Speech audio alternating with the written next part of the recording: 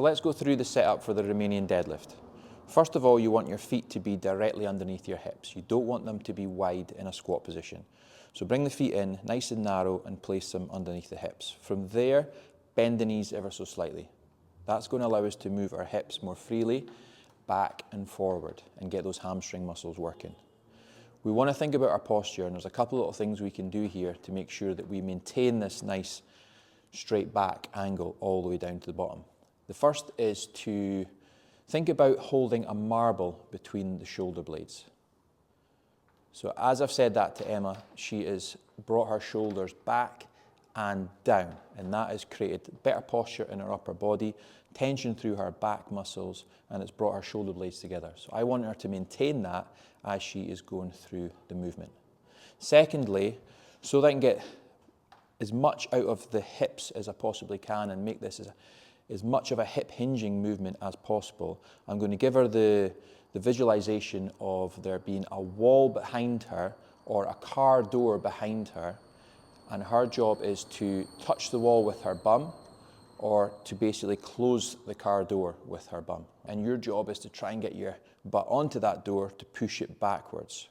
That's going to allow us to move our hips that way, and then when she stands up, she's going to bring her hips back across the same plane. All right, she's not going to go down, she's going to go back and forward. And the third thing is, if I'm standing over here in front of you, as you're going through that movement, I want to be able to read all that right in there when you hit the bottom, okay? So if you go through the movement, Emma, and you get to the bottom position there, I can still see the logo that's on her shirt. And stand up. If she loses that marble and her shoulders come forward, then she creates a little bit of a round in her upper back, and her shoulders pop forward, her head pops forward. As she gets to the bottom there, I can no longer see that logo. So make sure I can see that all the way to the bottom. And keep thinking about that visualization of your bum hitting the wall, or basically thinking about closing that car door. And that's going to allow us to keep us on a nice straight line.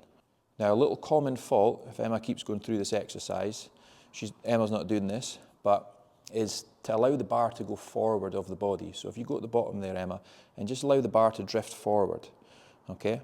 So quite often the bar may be not as forward as much as that, but even just there is making that exercise so much more difficult than it needs to be. And up. If the bar is a little bit away from the body, you're no longer as strong, and you're no longer hitting the muscles that you want to hit as well. You're making that weight heavier the further it gets away. So keep the bar super, super tight to the body.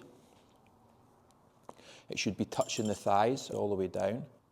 And then when she gets to the top, I don't want her to overextend. So I don't want her to get to the top and be in a position like this, okay? That extra movement is coming from here.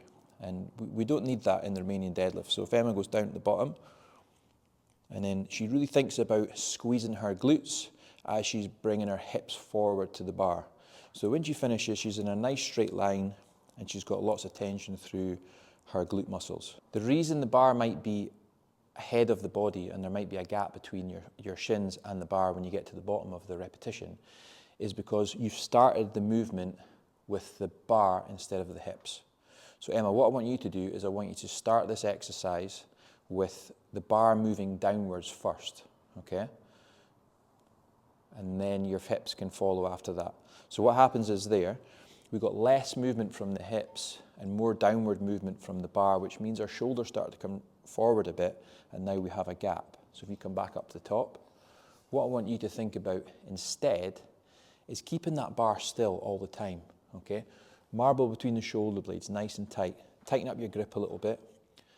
And the first movement comes from the hips moving backwards. We don't think about this bar moving at all. So Emma, just move the hips backwards.